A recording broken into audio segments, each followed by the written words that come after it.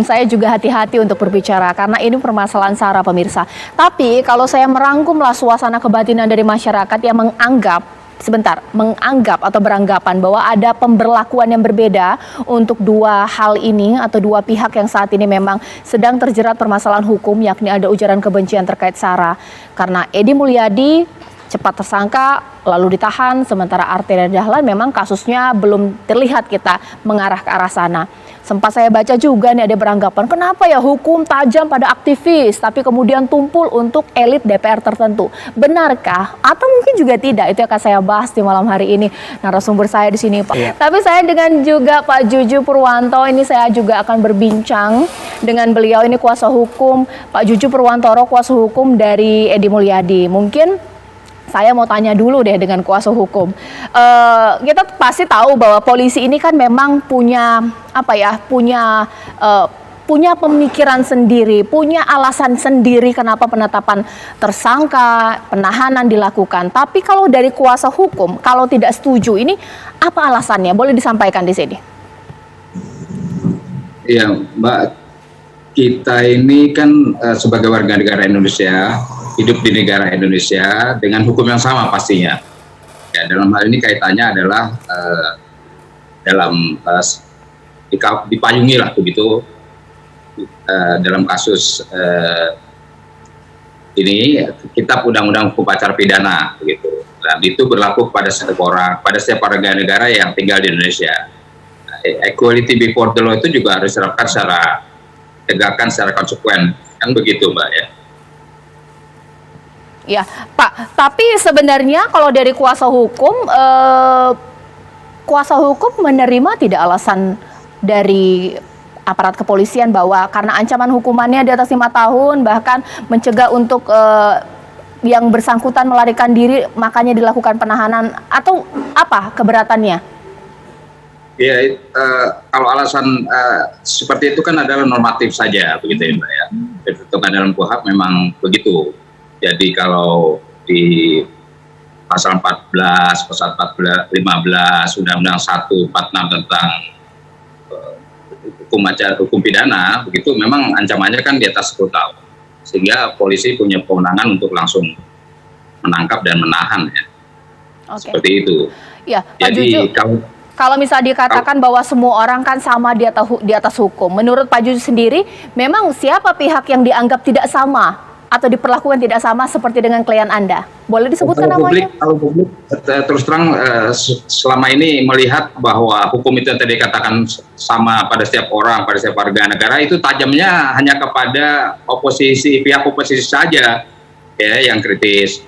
Nah, kalau mereka-mereka yang ya katakanlah dekat dengan pihak rejim itu mungkin tidak tersentuh oleh hukum. Kelihatannya seperti itu, Mbak. Jadi sangat sulit sekali bahwa mereka sudah dilaporkan beberapa kali, ya. Bahkan saya juga pernah ngikut di persidangan pra peradilan Ade Armando kira-kira 4 tahun yang lalu ya, Mbak ya. Tapi tetap saja yang bersangkutan juga melakukan perbuatan yang sama berulang-ulang dan tidak ada efek jera dan katakanlah ada hukuman yang setimpal pada yang bersangkutan, iya. Misalnya sampai di penjara begitu. Baik, Pak Abdul Fikar mengatakan seperti itu, Pak Juju. Ini bagaimana tanggapannya? Bahwa ya betul. Iya, silakan. Bahwa Arteria Dahlan itu mengungkapkan itu ujarannya itu dalam suatu forum katakanlah sidang begitu. Tapi dalam pengertian bahwa seorang anggota DPR itu kebal hukum tidak berarti serta-merta ya, melakukan ujaran, mengatakan segala sesuatu semaunya aja gitu. Nah, dalam hal ini apa yang diungkapkan itu tidak katakanlah pada orang Sunda begitu, itu tidak masuk dalam materi persidangan itu. Itu di luar daripada materi persidangan. Okay. Nah, jadi nggak bisa dikait-kaitkan karena kebetulan dia adalah anggota dewan. Jadi kebal hukum dalam arti dia mengungkapkan sesuatu materi yang berkaitan langsung dengan materi persidangan itu. Yeah. itu. Kalau orang Sunda itu kan di luar materi persidangan. Oke, sekarang saya mau tanya ini kepada Pak Juju. Pak Juju, sebenarnya klien Anda ketika menyampaikan terkait IKN Kalimantan ini, kalau bahasanya saya boleh nggak ya sebutkan ya, tempat jin buang anak. Kalau dulu rumah saya jauh juga sempat dibilang begitu juga ya Pak ya. Sebenarnya bermaksud untuk menyinggung atau tidak Pak? Karena memang membuat banyak masyarakat di Kalimantan marah. Iya, ungkapan itu, ujaran seperti itu sudah sejak lama kita dengar. Juga ada contoh beberapa tokoh kita yang mengungkapkan hal seperti itu, ya, jin buang anak. Ya biasa saja kita bergaul, saya bergaul dari zaman anak-anak dulu, sama sekolah juga nggak ada masalah itu. Dan jangan lupa ujaran beliau itu tidak ditujukan kepada kelompok suku tertentu di Kalimantan. Coba dibuka lagi rekamannya seperti itu. Jadi tidak ada kaitannya dengan kelompok suku-suku di Kalimantan itu, Mbak. Oke, Bang Ruhut. Itu hanya keberatan beliau, alasan-alasan beliau tentu sebagai orang insan pers, sebagai akademisi juga punya hak untuk mengkritisi secara konstruktif tentang perpindahan ibu kota ke daerah Kalimantan itu. Seperti ini, jadi kita udahlah, kita terima kasih mengalir aja. Dengan aturan negara berlaku dong, jangan kalau anggota dewan punya jabatan gitu ya, seolah-olah atau fraksi atau partainya penguasa seolah-olah nggak tersentuh hukum, nggak bisa juga seperti itu. Tidak ya, begitu. Pak. Kita sama sebagai warga negara. Saya mohon maaf Pak. Saya ingin bertanya kepada Pak Juju. Pak Juju, ketika dipanggil dan menyampaikan dari versi Pak Edi Mulyadi, apa yang disampaikan klien Anda? Karena setahu saya, masyarakat pun juga tahu bahwa Kapolri saat ini atau aparat kepolisian kan lebih kepada restoratif justice. Harapannya kita bahwa semuanya diselesaikan, tidak kemudian dalam pemidanaan. Apakah ada yang salah dalam penyampaian, terlihat bermaksud untuk menyakiti dari klien Anda atau bagaimana? Ya memang kalau menerapkan hukum itu secara konsekuen ya, adil begitu. Seperti dengan Kapolri tahun kemarin ya, tahun 2021 itu jelas mengedepankan restoratif justice. Jadi kalau ada dirasakan para pihak yang bersengketa dalam hal ini ada kesalahpahaman dalam pidana, tentu itu sangat mungkin ya pihak penyidik memanggil para pihak itu untuk dikedepankan ya, lebih dikedepankan ya, prioritaskan mediasi begitu. Kan harusnya seperti itu. Tapi kan ternyata kan itu juga tidak dilakukan. Berarti klien ketika dipanggil sudah minta maaf juga gitu ya, sudah klarifikasi begitu. Sudah minta maaf, sudah jelas. Kalau seandainya ada pihak-pihak yang merasa kecil tentang itu, sudah dilakukan semua. Ya. Jadi artinya apa yang dilakukan saudara Edi Mulyadi itu lebih kepada tadi saya katakan sebagai orang insan pers itu melakukan kritik yang konstruktif, kritik yang lebih membangun gitu kan. Oke, Pak Beni, ya. Pak Beni ditanggapi dong. Ya, Pak Juju di sini kuasa hukum mengatakan sudah klarifikasi, sudah meminta maaf juga sudah. Kenapa tidak ada proses mediasi restoratif justice? Ya, tentunya dalam hal ini masing-masing akan melihat dari sudut pandang sendiri, dari sudut pandang penasihat hukum memang harus melaksanakan tugas seperti itu.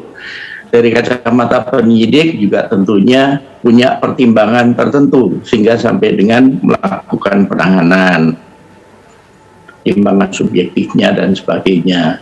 Nah, sebetulnya menurut saya ketika ada itikat baik begitu dipanggil pertama, kemudian datang, kemudian nanti via penasihat hukum mengajukan untuk restoratif justice, saya yakin pihak penyidik juga akan merespon. Tetapi ini kan ada proses yang sampai dengan di media cukup ramai ya. Ya, baik. Mungkin sekarang saya ke Bang Ruhut. Bang Ruhut, ya apapun itu sudut pandang melihat apakah ini menjadi kasus yang berbeda karena Bang Arteria adalah elit DPR. Tapi ada masyarakat yang tidak puas dengan Bang Arteria belum diapa-apain lah kasusnya. Ini kan akan menjadi hal yang menjadi bumerang untuk PDIP. Ini bagaimana Bang Ruhut menjawabnya? Iya, kita menunjukkan ini di Jawa Barat bagaimana kerja partai ya. Ibu Mega berpesan kepada semua kader di Jawa Barat bagaimana bisa memenangkan hati rakyat Jawa Barat. Jadi nggak usah khawatir untuk itu. Tapi kembali yang tadi Pak Beni yang disampaikan oleh pengacara, gimana pesan Pak Kapolri ya, Pak Listio Sigit Prabowo ya, awal sampai aja waktu Bapak dampingi langsung, saya pertama menolak ibu kota negara di Kaltim.